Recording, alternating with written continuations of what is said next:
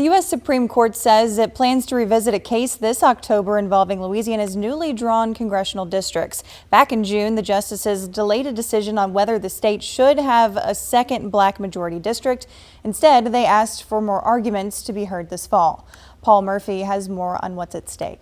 The U.S. Supreme Court has announced that October 15th is the date when justices are expected to hear additional arguments in the long-running legal dispute over whether Louisiana's new congressional map is constitutional.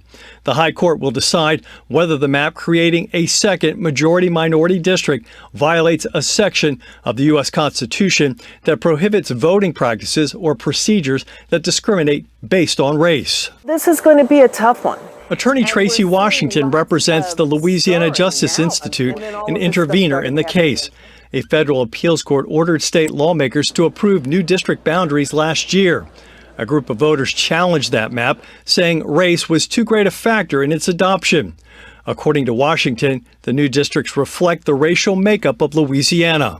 In Louisiana, African American black voters make up 1/3 of the voting age population. And we have 6 congressional seats allocated to us in Louisiana. 1/3 of that would be 2. The new district, which stretches from Baton Rouge to Shreveport, is currently represented by Democrat Cleo Fields.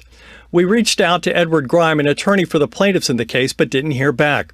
In an earlier story, he said in a statement, the state admits in its briefing the baseline was to draw a second black majority district. Everything else that happened flowed from that.